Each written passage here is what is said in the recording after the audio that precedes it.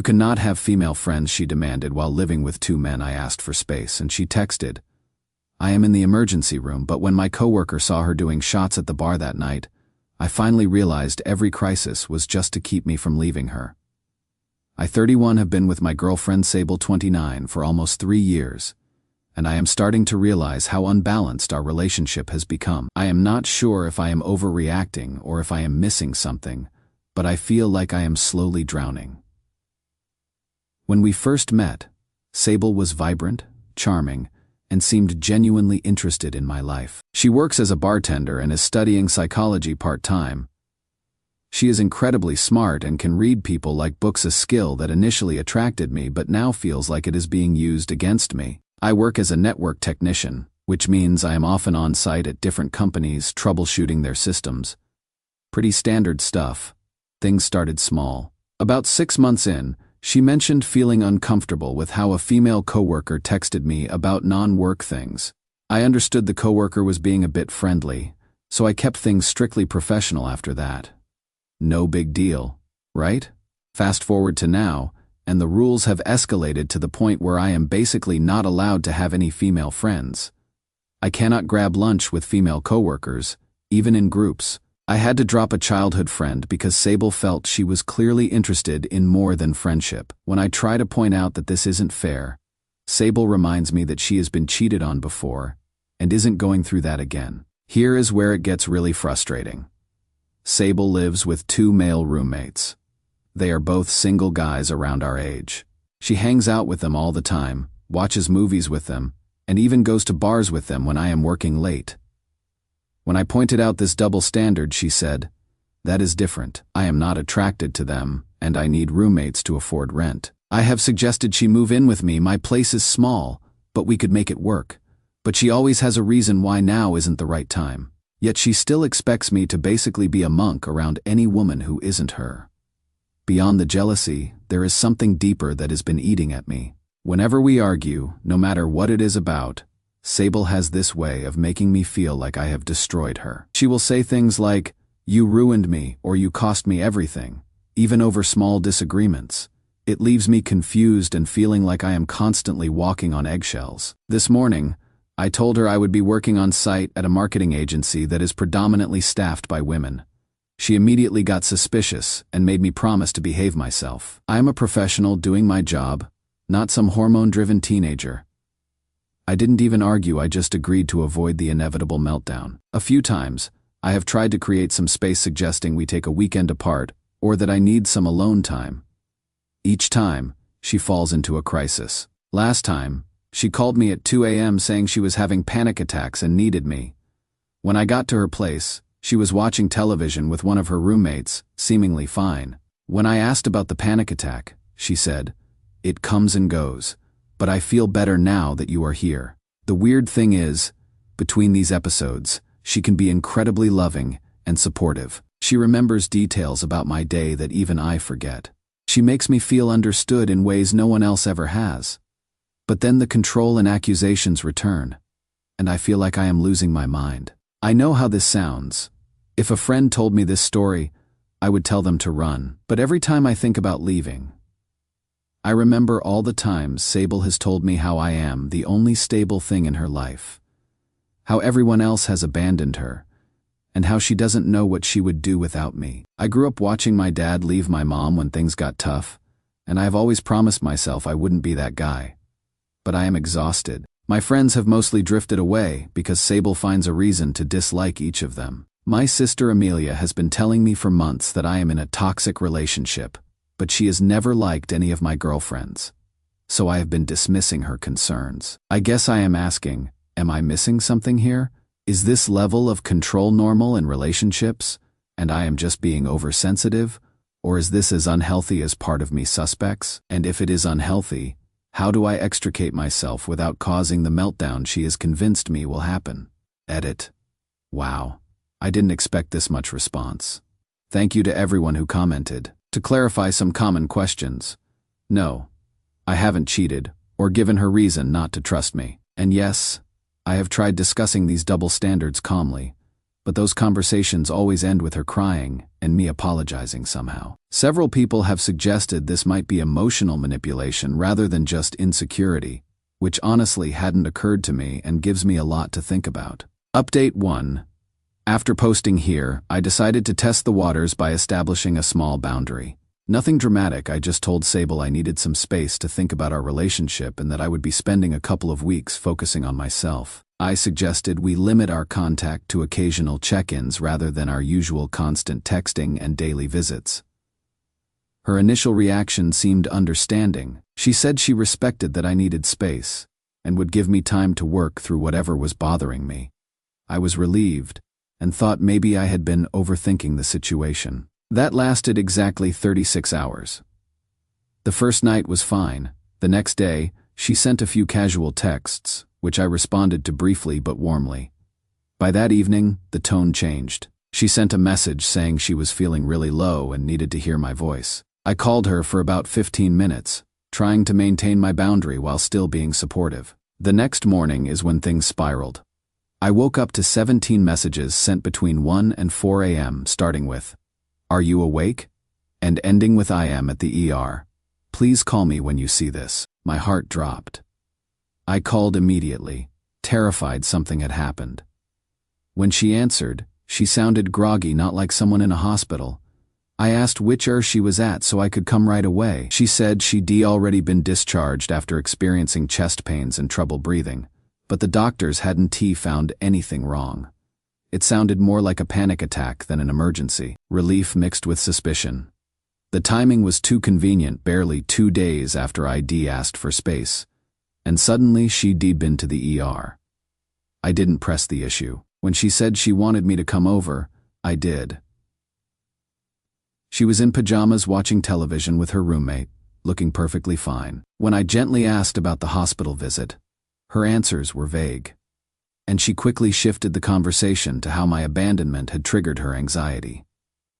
I stayed the night. By morning, my request for space had vanished from the narrative, replaced by weekend plans like nothing happened. I felt trapped but told myself I was being supportive. That became the new pattern. Every time I pulled back, another crisis appeared. If I didn't reply for a few hours, her car broke down. When I mentioned a work happy hour, she called crying about a fight with her mom. The moment I planned a trip to see my sister, she suddenly couldn't make rent. Each emergency synced perfectly with my attempts at independence, like she had a radar for distance and would trigger panic whenever I got too far away. The moment of clarity came last Friday. I'd gone out for drinks with a coworker, Jordan, when she called saying she wasn't feeling well and needed me. Jordan saw my face fall and asked what was wrong. After I explained, he said, "Dude, this is the 3rd time in 2 weeks she sat in emergency when you try to do something for yourself. Don't you see the pattern?" It hit me harder than I expected. I'd been so busy reacting that I never stopped to notice the manipulation. That night, I told Sable I couldn't drive after drinking but would check on her in the morning. She cycled through the usual script: anger, guilt, threats, and when none of it worked, she dropped a new crisis. "I think I might be pregnant." That nearly broke my resolve. We'd always been careful, but accidents happen. I told her I'd bring a test in the morning. She replied, "Never mind, I'm probably just late, don't worry." The emergency disappeared the moment it lost its power. I brought the test anyway, negative, of course. When I tried to talk about the pattern, she accused me of being cold and analytical, then launched into a tearful speech about everyone abandoning her. By the end, I felt like the villain for simply wanting to understand what was happening. That evening, I had dinner with my sister, Amelia, who's been my anchor through all this. After hearing everything, she said, "You mistake chaos for passion, Eli. You think the highs and lows mean it's real love, but healthy love is a roller coaster." She's right. I grew up in a house where love and chaos were the same thing. My mother was like Sable, emotional, dramatic, always the victim. My father left, and I've spent my life trying not to be him. But in doing so, I walked right back into the same storm he escaped. I am starting to see that what I thought was passionate love is actually a carefully constructed system of control. Sable doesn't need to physically restrain me. She has created an emotional leash that yanks me back whenever I stray too far. I haven't broken up with her yet. I know I should, but untangling myself from this relationship feels like defusing a bomb. One wrong move, and the emotional explosion could be devastating not just for her but for me too. I have become so accustomed to being her emotional caretaker that the idea of prioritizing myself feels almost cruel. I am working on an exit plan though. I have started documenting the pattern of emergencies to remind myself I am not imagining things. I have reconnected with friends Sable had effectively isolated me from. I have even spoken with my landlord, Hunter, about the possibility of breaking my lease if I need to move quickly. He has been surprisingly understanding and mentioned he had an ex who played the same games. For now, I am trying to slowly create distance while preparing for the inevitable crisis responses. It is exhausting, living with this hypervigilance, never knowing what emergency will be deployed next. I will update again when I have either fully extricated myself or failed miserably at the attempt. Either way, thank you to everyone who helped me see the manipulation for what it is. Even if I am still stuck in the quicksand, at least now, I know I am sinking. Update 2. The situation with Sable reached a breaking point, and I have finally started to see things clearly. This might be long, but I want to document everything, partly for anyone who might be in a similar situation, and partly to remind myself of what happened when my resolve inevitably wavers. After my last post, I continued trying to create healthy distance while bracing for the emergencies that would follow.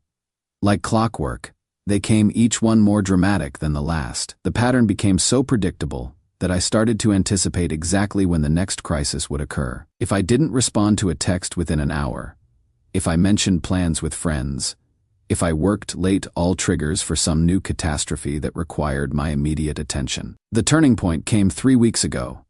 Sable called me at work, sobbing, saying she thought she was pregnant again. This was the 4th pregnancy scare in 2 months, always occurring when I was establishing boundaries. This time, though, I was prepared. I calmly told her I would come over after work with a pregnancy test. Just like before, she insisted it couldn't wait. She needed me now. I gently held my ground, saying I had an important meeting I couldn't miss, which was true, but would be there by 6 p.m. She escalated, crying harder, saying she was bleeding and in pain and might need to go to the hospital. The old me would have rushed out the door in a panic. The new me, with eyes finally open to the pattern, asked a simple question. What hospital should I meet you at? There was a pause. She hadn't expected this response. She backtracked, saying she wasn't sure if it was serious enough for the hospital yet. I suggested she call her doctor and then let me know what they advised. She quickly pivoted, saying maybe she was overreacting and would wait until I could come over after work. When I arrived at her apartment that evening with a pregnancy test, she was surprisingly reluctant to take it. She said her symptoms had subsided, and she was probably just having a weird period. I gently insisted, pointing out that pregnancy complications can be serious, and we should know for sure. She finally relented, took the test, and surprised it was negative. When I asked to see the test, she got defensive, saying I didn't trust her.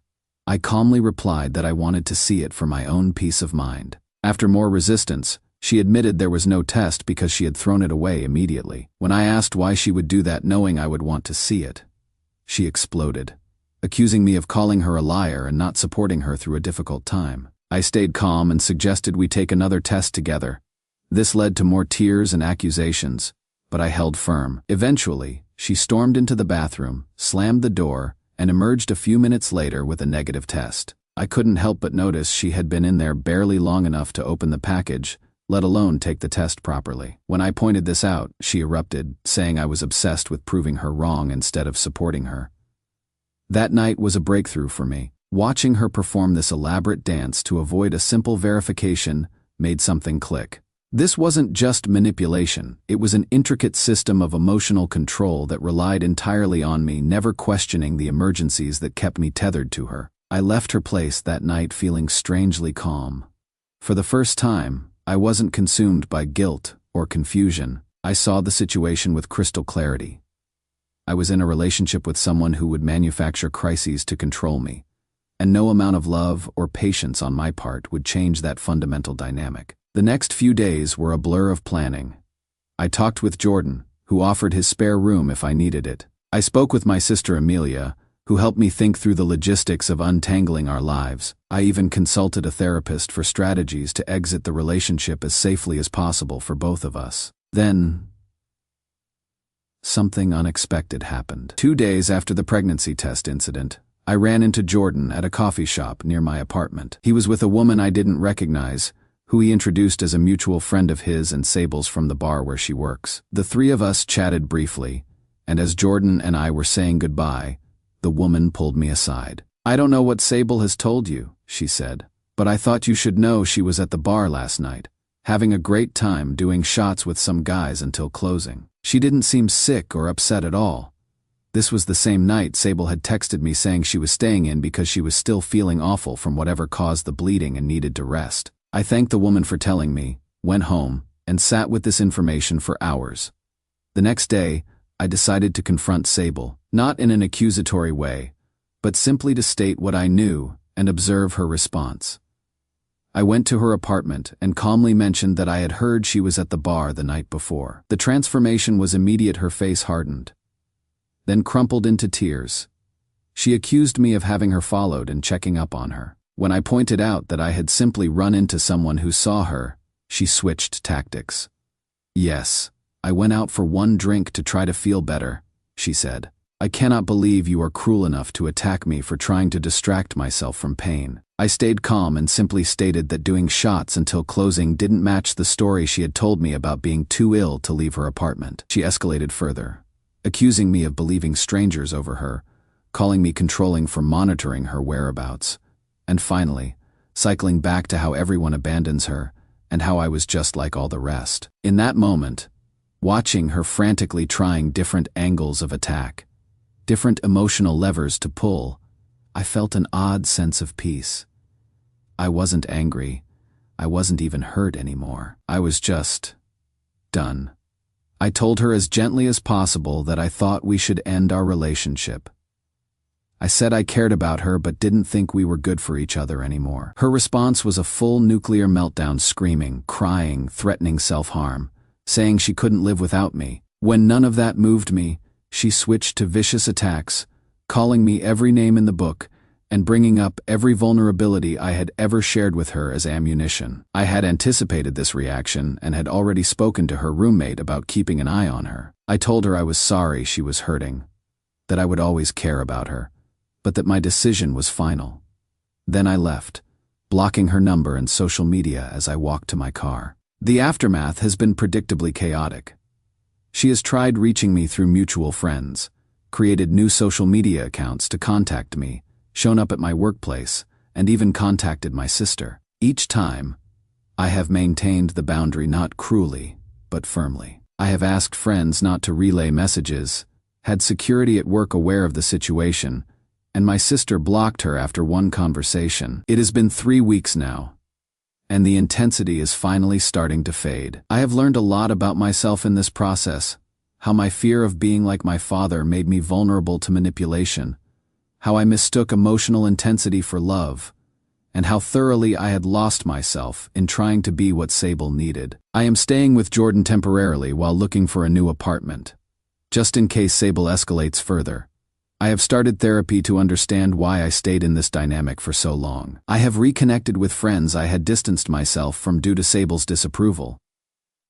The strangest part of all this is the relief. Even with the drama and stress of the breakup, I feel lighter than I have in years. I can make plans without bracing for a crisis. I can turn my phone off at night without fear. I can exist without constantly monitoring someone else's emotional state. I still have moments of doubt and guilt. Years of conditioning don't disappear overnight. Sometimes I still find myself thinking, what if she really needs me right now? But then I remind myself that her needs became a weapon, and no amount of sacrifice on my part would ever be enough. I will post one more update down the line when the dust has fully settled. For now, I am focusing on rebuilding my life and learning to recognize red flags before I am 3 years deep in quicksand. Thank you to everyone who helped me see what was happening clearly. Your perspectives quite literally changed my life. Final update: after breaking up with Sable, the first month was absolute chaos. She cycled through every manipulation tactic in her arsenal, from threats of self-harm to love bombing to vicious attacks on my character. She contacted every mutual friend, my family members, even my boss, claiming I had stolen from her and should be fired. She showed up at my temporary housing so often that Jordan and I had to speak with the building manager about security. But here is the thing about emotional manipulators. When their tactics stop working, they eventually move on to easier targets. By the second month, the desperate attempts to contact me had dwindled significantly. By month 3, they had stopped almost entirely. I heard through mutual acquaintances that Sable had started dating someone new barely 2 months after our breakup, a regular customer from the bar where she works. According to friends, she was telling everyone he was her soulmate and how she had never connected with anyone the way she connects with him. Sound familiar? I felt a twinge of worry for this stranger, but mostly relief that her focus had shifted. As for me, these 6 months have been transformative. I found a new apartment in a building with good security. Just in case, I have been seeing a therapist weekly, unpacking why I was so vulnerable to this type of manipulation, and learning to recognize unhealthy dynamics before they take root. The biggest revelation from therapy has been realizing how deeply my childhood shaped the way I love. I grew up watching my mother use emotional outbursts to control my father, and then watched him eventually leave. Somewhere in all of that, I learned 2 painful lessons: that love is something you prove by surviving chaos, and that walking away from someone in distress makes you the villain. These beliefs made me the perfect target for Sable's manipulation. Her crises gave me opportunities to prove my love by rescuing her, and her claims of dependency triggered my fear of being the bad guy like my father. Understanding this pattern has been painful but incredibly freeing. I have learned to spot emotional manipulation early, thanks to my experience with Sable. It often starts with overreactions to small issues, when a minor disagreement suddenly feels like a betrayal. Then come the emergencies that always seem to happen right when you try to set a boundary, pulling you back into the role of caretaker. You notice double standards, 2 rules that only apply to you, and that constant feeling of walking on eggshells, afraid one wrong word will set off another explosion. The worst part is when you start believing you're responsible for someone else's happiness or peace of mind. Recognizing these patterns has become my safeguard, my way of filtering who gets close to me. Since leaving Sable, every part of my life has gotten lighter. My sister Amelia and I talk almost daily now, and Jordan's become one of my closest friends. Ivy even reconnected with people ID pushed away while constantly managing Sable's chaos. Work has improved too. I got promoted 3 months ago, something my boss admitted he'd been hesitant about before. Turns out, it's easier to succeed when you're not putting out emotional fires at home. Ivy started dating again, slowly and honestly. I tell people what I've been through and what I want. Something calm, mutual, and real. Some appreciate the honesty, others back off. Either way, I am fine. I'd rather be alone than lose myself again. But the biggest change is internal. I no longer carry other people's emotions like they were my responsibility. I can set boundaries without guilt. I can tell the difference between a genuine need and a manipulation tactic. And Ivy finally learned that real love doesn't demand you burn yourself just to keep someone else warm. If any part of this sounds familiar, please hear me. The fog will lift. The guilt will fade. Protecting yourself isn't selfish, it is survival. You can save someone who keeps drowning you for attention. That's the hardest lesson I've ever learned, and the one that finally set me free. 6 months ago, I couldn't imagine a life without constant emotional chaos. Now, I cannot imagine going back to it. The peace I have found isn't boring, it is profound. It has given me space to rediscover who I am when I am not constantly reacting to someone else's emergencies. To the people who commented on my original posts, thank you. Your perspectives helped me see what I was too close to recognize. You quite literally changed the trajectory of my life, and I will always be grateful.